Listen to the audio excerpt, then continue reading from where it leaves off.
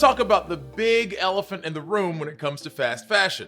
It's not exactly a secret the fashion industry as a whole has a long history of labor abuses and poor working conditions when it comes to garment workers. You might think the industry has generally put its sweatshop past behind it, or that this is only still happening in distant parts of the world, but it hits closer to home than you'd think. In late 2019, the US Labor Department investigated factories making clothes for popular brands like Fashion Nova.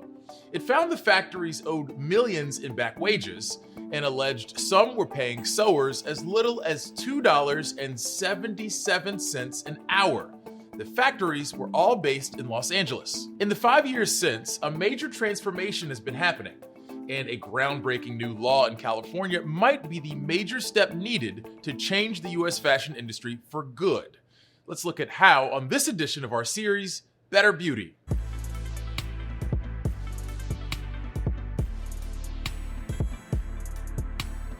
To understand the major shift happening, we'll need to lay out how the supply chain for fashion works in the first place. At a very basic level, we've usually got the fashion brands we shop at, which work with the companies that design the clothes, and these ship fabric to contracted sewing companies, which is where workers put the garments together. And it's at this stage where garment workers can face a number of common problems we've seen in the industry. For starters, there's how they're paid in the first place. Garment workers don't always get hourly rates. Sometimes they're paid in piece rates, meaning workers are often paid for each piece of the garment they sew instead of hourly rates. According to advocates for garment workers' rights, to make the minimum wage in LA, a worker paid 5 cents a piece has to sew a whopping 325 pieces an hour. Unpaid wages are a rampant problem too. We see this in the two biggest epicenters for garment workers in the US, Los Angeles and New York. One advocacy group estimated businesses in New York aren't paying about $1 billion a year to garment workers across the state. Many workers still don't see the full wages they're owed, even if they're successful in court. A big reason for that is that the garment industry has one of the highest percentages of immigrant workers in the US. And as an analysis from the Center for Public Integrity found, industries with more foreign-born workers had higher rates of wage theft. Many workers don't feel able to bring up complaints because they're worried about threats and their own immigration status. So the big question is, who is held accountable for what goes on at the problematic contractors? Under federal law, the brands can't be penalized for wage theft in any factories if they can credibly claim they didn't know the workers were paid illegally low wages. I guess ignorance is bliss, huh? The way things are currently set up, it's pretty easy for brands to make that case. For instance, the Labor Department has collected millions in back wages and penalties from the garment industry in LA alone. But according to the New York Times, the Labor Department has yet to find an actual retailer. This lack of accountability can make some of these scandals start to feel repetitive. Labor activists are accusing sportswear manufacturer Nike of encouraging low wages and inhumane conditions at its factories. For sportswear giant Nike has been caught using forced labor. The university has severed ties with retail giant Adidas, citing labor issues. Marks & Spencer said our findings were extremely serious and unacceptable. H&M says it's deeply concerned by the recent conflict, and that is a reason. In a statement, Ralph Lauren said it was deeply concerned by the allegations and will investigate. But in recent years, a global movement began to gain momentum to protect garment workers' rights. In 2019, massive protests in Bangladesh bubbled up, and in 2022, 3 major lawsuits for back pay or labor violations were eventually won by garment workers in Haiti and Thailand. And that global momentum found its way to the US too. Fashion brands have created poverty wages through the unrealistic pricing of garments, yet have no legal liability for the exploitation which occurs. A report by the UCLA Labor Center documented that the garment industry is having the highest level of wage theft violation by industry and second highest by occupation. Just over 1 year ago, SB 62, also known as the Garment Worker Protection Act, went into effect in California. It makes California the first state to require hourly wages instead of piece rates, and introduces new accountability measures. Now, the brands and manufacturers can also get penalized for wage theft and other violations.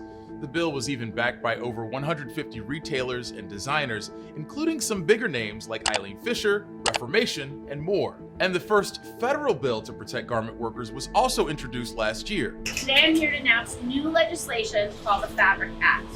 It stands for fashioning, accountability, and building real institutional change.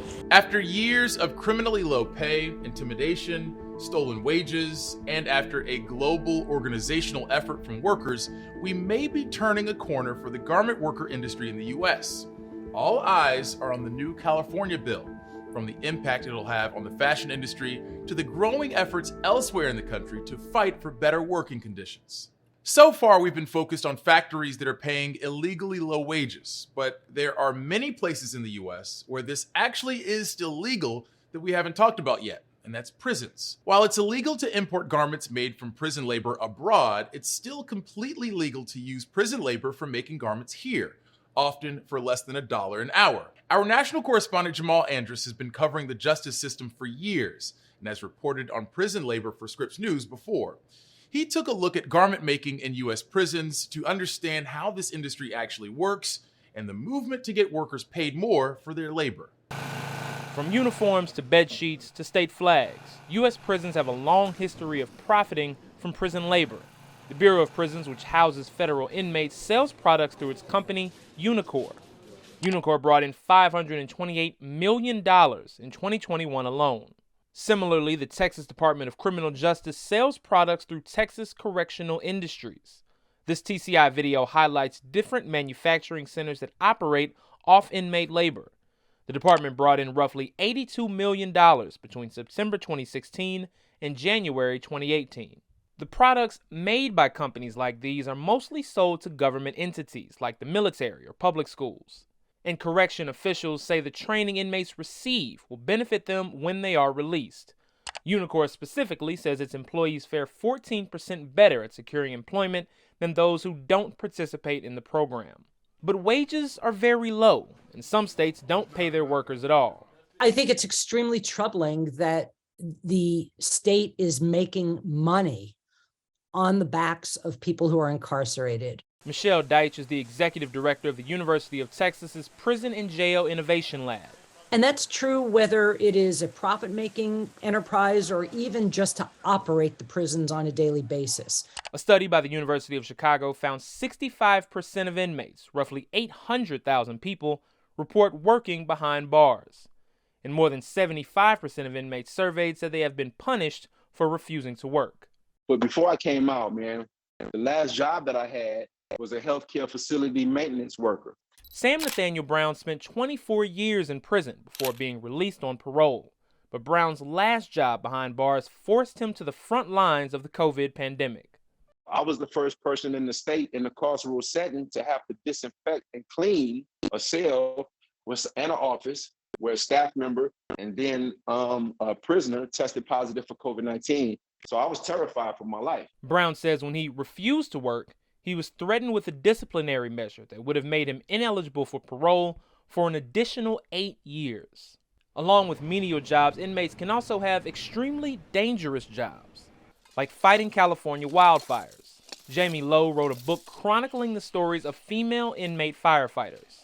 They're on the ground building the lines around containing the fires. And so they are like ripping through the roots and they're doing really hard labor. That also involves being really close to live flames, and that's terrifying. Lowe says the state has come to depend on these incarcerated workers, saying they make up a third of the wildland firefighters. And while they have some benefits like working toward an earlier release and much more relaxed security, they are paid just $5 a day for their work. So they're out there, though, for fire protection. They're out there for flooding. They're sandbagging communities. They're doing hard labor in every extreme seasonal, catastrophe. In recent years, there has been some major reforms around prison labor. In California, the governor signed a bill to help the formerly incarcerated secure jobs as firefighters after their release by making it easier to erase their criminal record. This past November, 4 states voted to prohibit slavery and involuntary servitude as punishment for a crime. The change, in theory, will stop the practice of coercing prisoners to work under the threat of punishment. Those 4 states join Colorado, Nebraska, and Utah, which already removed the language from their state constitutions. Jamal Andrus, Scripps News.